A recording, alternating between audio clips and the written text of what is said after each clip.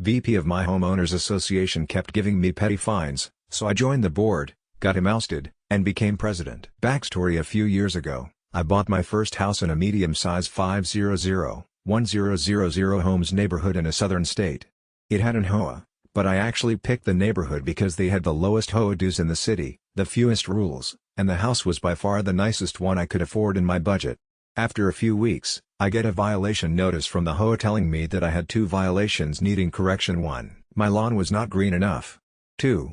My trash cans were too close to my driveway. I was thoroughly confused about 1 as it was February, in the middle of winter, so of course my lawn was dead like pretty much everyone else's, so I had assumed that either this was a mistake or an existing offense from the previous owner. As for the trash cans, I kept them on the side of my house, and I think when the HOA came by, my trash cans stuck out past the side wall 1 foot, so how dare I? I shrugged them off and continued on. Come March, I got another notice, this time fining me for both violations. Each one cost me $100 and they wanted the money in 2 weeks. I was pissed. This has made no sense, and I was not about to let them just try and get money for BS violations. So, I called the management company that worked with the board to get them appealed. The lady told me that I needed to appeal directly to the board, and that I could do so in the next annual meeting in a few days. So, I of course showed up to the meeting. Prior to it starting, I met with a few homeowners and learned that they were all there for similar BS violations, and were pissed off too. I then talked with one of the members of the board about the fine appeals process. He was older guy in his 70s with short gray hair and a very worn and angry face. He asked what I was getting fined for, and when I told him, he just looked at me and said, "And you should get fined for that. Young people like you not taking care of their homes is the whole reason I got on this board. Learn to be a better property owner." This dude was the VP of a volunteer board telling me that I did not know how to take care of my house. What a sad life. The meeting then started, and the moderator mentioned that since this was an annual meeting, we would be voting on 5 board members. They had some applicants to the board, and we could also nominate someone today. That's when I had the idea of how I could get my revenge. When the election part of the meeting came, I nominated myself, gave some BS speech about HOAs are not here to make money and that I wanted to serve my community. I won in a landslide, and you could see the board members getting annoyed because they had scowled during my speech. After the meeting, I appealed my violations in a very elegant way and they agreed to waive my trash can violation. As for the grass one, apparently since I had weeds growing in my yard like tiny patch in the corner, they were still fining me because the weeds were turning yellow after I sprayed them. I was dumb boyfriend downed at how they could get away with this, but they used a technicality in the bylaws that I had signed, so I ended up losing $100.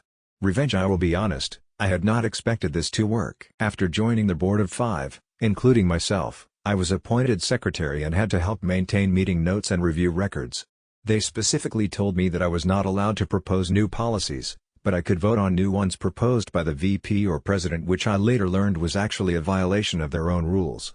I voted every new rule down as long as I was in that position. I decided that my best course of action was to listen to how the others operated, and look for an opening to get each of them off the board. The first opening came when the president, who literally looked like the most Karen woman ever, mentioned that she had wanted to fine for flowers that were not neutral color. Basically, if a homeowner wanted to add something like turquoise flowers, we would fine them. She apparently had a neighbor that had flowers that she didn't like, and she wanted to use the board to stop them. It was pretty insane. I then started my revenge on her. I started a message thread on Slack, since that's how we communicated with the other board members, and asked what they had thought about our policy and reasoning. After far too much deliberation, 2 of them honestly thought that this was okay. We agreed that the policy went too far. I then made a long post in the main channel telling her that her actions were not only wrong, but that she should be excused from the board. When she inevitably flipped out, I called a board meeting in the following week, and the other 4 board members voted her off for targeting a community member for personal gain. She gave a sob story about how the board was her life and that the neighborhood was like her child, but I didn't care. That was 1 down. I convinced one of my good neighbor friends to join a little later on to take her spot. The next members I targeted were the treasurer and director, as I wanted to save the VP for last.